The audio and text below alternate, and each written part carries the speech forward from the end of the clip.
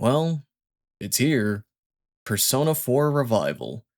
In a similar fashion to Persona 4's original release, Atlus comes out swinging with a Persona 4 remake just a few years after the Persona 3 remake.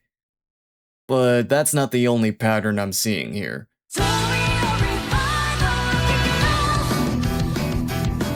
I won't say I wasn't impressed by anything I saw, but I was constantly stopping myself before I could get too ecstatic. A constant sense of deja vu as the trailer started, played out, and ended. I couldn't help but shake the feeling that I think I've been here before. Alright, so my short-term memory may be terrible, but my long-term memory is still functional enough to remember 2023. The reveal of Persona 3 Reload. I was actually quite optimistic seeing the first trailer. The game looked nice, I had zero complaints, and the marketing leading up to the game's release was done really well. Despite not being a huge remake person, I had confidence in Reload. I thought that maybe it could even become my favorite version of Persona 3. Then I played the game. I enjoyed it as a new experience, but I felt like it just didn't hit as hard as the PS2 game I grew to love so much over the years. All the signs were pointing to Reload being everything I hoped for, and yet it just didn't follow through for me. Back to the present. I immediately noticed everyone around me falling into the same pitfalls as back then. Caught up in the spectacle, maybe even more so than with Reload due to the not-so-great first impression Revival had upon reveal. Meanwhile, the official website updates with more info on the game. Yep, seems like pretty standard fare. But wait, some new mechanics were introduced. Okay, to be expected. Let's see what they got here. Knocking enemies into each other. That could be interesting. Baton pass? Yeah, I saw that coming, but it's a welcome addition. Wait, prime time? Oh. Yeah, no, this is just gonna be Reload again, isn't it?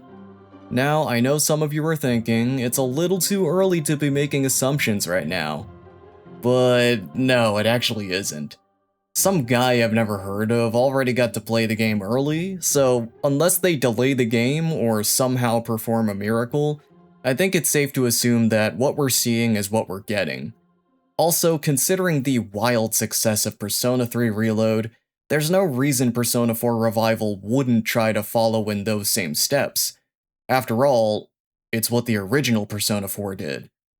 So let me go over what I'm vibing with and what's rubbing me the wrong way so far. I am liking the way the cutscenes look, and by that I mean the actual cinematic cutscenes with the high poly models, and the 2D anime scenes. I'd like to believe that Revival has taken the criticism towards P3R's cutscenes to heart, because they're looking really good so far. Then again, I didn't perceive anything wrong with what they showed of P3 Reload upon first reveal. They were showing all the best shots and voice snippets out of context, so the full extent of their execution was yet to be clear. The Shadow Chie cutscene in particular seems to be aiming for a Persona 5-esque tone. Something about the detailed facial expressions really gives off that vibe, you know what I mean? I know some people might disagree with the way I made that sound, but I'm not actually all that opposed to it. I'd really like this remake to debunk the myth that Persona 4 is just some cornball rainbows and sunshine game, when those parts of the game really only exist to contrast with the darker mood and connotation of the whole murder mystery premise. You wanna know what stuck out like a sore thumb the entire trailer though? The character portraits. The shading on them is almost non-existent, and this causes them to look really flat. These look more like the beta sprites from the PS2 version rather than their final counterparts. I think what they were trying to do is imitate the look of these old classic Soejima artworks, but it clashes so hard with the rest of the game. In fact, the text boxes and heads-up display are also looking really flat. Like, sure, the original PS2 game had some flat-looking assets too, but it at least had a bit more color and made their 2D shapes look, you know, a little more layered.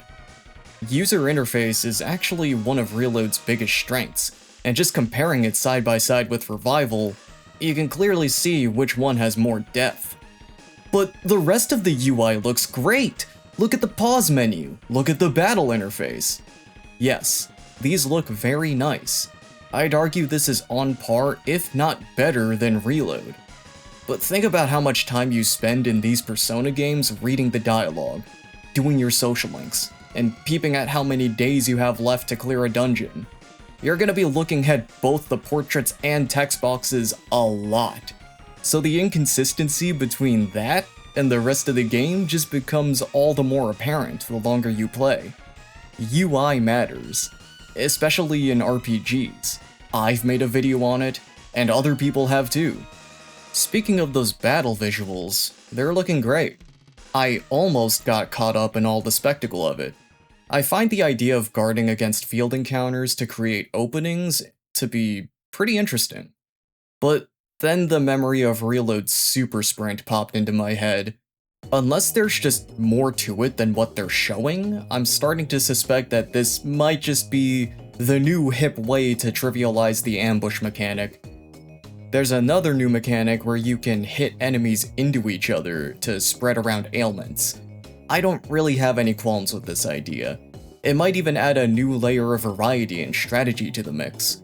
The biggest thing I'm kinda scratching my head over is this prime time mechanic. So, from the looks of it, you're given up to 4 actions to do literally whatever you want. Deal damage, baton pass, etc. Then you can close out this battle state with a series finale. How powerful this will actually be in the grand scheme of things, we'll just have to wait and find out. But considering how the website describes it as all upsides, let's hope it's not too powerful. At the same time though, why build up all this hype for something that's not going to have an overwhelming impact, right? The only way I can possibly see this mechanic being balanced is if all the enemies are damage sponges. But then you run into the Soul Hackers 2 problem where battles become really monotonous. Hey, wouldn't it be funny if Atlas just lied and this mechanic wasn't all upsides? That would debatably be the best case scenario. And a small detail that I hadn't noticed until it was pointed out to me is how they remapped the buttons in battle. You might notice the attack command has been moved to the left face button, and the bottom face button now has the assist command. What is this exactly? Well, some of you astute Persona fans out there might actually recognize this one. It was technically introduced in Persona 5 and mapped to the right shoulder button. To refresh your memory, it essentially auto-changes your persona and moves your cursor to a skill that can strike an enemy's weakness, if applicable. It essentially takes the decision-making factor out of the combat entirely. And for a turn-based game, that's kinda the whole point. Now, take the time to consider that they moved this from just a footnote on the screen to the confirm button. You know, the button you're gonna be pressing the most in any game. Remember how in my last video I was ranting about how RPGs aren't just mindless A button mashing? A lot of optimistic people have kept telling me over the years that Persona would never reach this point of thoughtlessly easy. And well, it might just become a reality. If this turns out to just be a combo skill type of mechanic like Metaphor, I will let out the biggest sigh of relief. This will also be the first Persona game since Persona 2 to not have the option for party tactics. I was actually kind of expecting this. The writing was on the wall for like 20 years, and now they're just saying the silent part out loud. They never cared about this mechanic after Persona 3 FES. And it's a damn shame too. But they missed their opportunity to build upon that idea with Reload. So that window has unfortunately shut. Now, I don't think a Persona 4 remake in particular necessarily needs party tactics. It's just kinda surreal seeing them finally drop the mechanic entirely. And it's honestly a little sad to think that it'll never come back. Wow, this remake just can't win with me, can it? To end on a more positive note, let's talk about the one area where Revival has irrefutably trounced Reload in. The battle backdrops. Holy fucking shit, these look great. You might remember that one of the things that disappointed me about Reload was that the boss fights just had normal setting backdrops. It was missing the otherworldly, reality-distorting look of the original Persona 3's boss backgrounds. Revival, on the other hand, seems to be more closely following Persona 4 and Persona 4 Golden, where every battle backdrop feels like its own set for a show. For some reason, people thought it was really nitpicky to critique the plain-looking battle scenes in Reload, but now I can feel vindicated that Persona 4 Revival has proven me right. See, I told you it would look better. The voice acting doesn't sound too shabby either. The replacement of the original P4 cast is another point of contention. There's certainly a discussion to be had about how much more tenure Japanese voice actors have compared to English ones. This might be a matter of differences in job culture overall, rather than just voice acting as an art form. But that's not something I really want to unpack right now. This remake could be someone's big break, and I don't want to deny them that opportunity. I have nothing but encouragement for the new voice cast, and I'd love to see them get a convention panel or something, just like they did with Reload's new cast.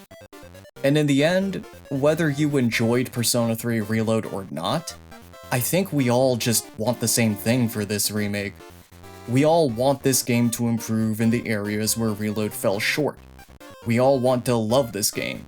I want to love this game. Even if it leaves me feeling bitter that Reload could have been just as good, but just didn't get there. I need everyone to understand that I am not hoping for this game's downfall, and I'm only being cautious because I've been burned before. I was left feeling conflicted after Reload, and I all but too accurately predicted how episode Aegis would slip up. However, if you took no issue with how Persona 3 Reload was handled, you probably have nothing to worry about. This is just where I'm at. Of course, I will give the game a chance, and I will make a video on it when I finish the game. Nothing I've said is prophetic by any means. These are all just observations. Whether or not Persona 4 Revival wants to repeat history or throw us a curveball is still up in the air. As of writing this video, there's a live stream happening next week with more info about the game. Some clarity might fill me with a little more optimism, and even then, they've still got 8 months to win me back. That's plenty of time. But I guess the most important takeaway from this trailer is that they fixed the run cycle. Let's go! Oh yeah, and Persona 6 was there too, I guess. See, the gravestones are an indicator that the series is dead.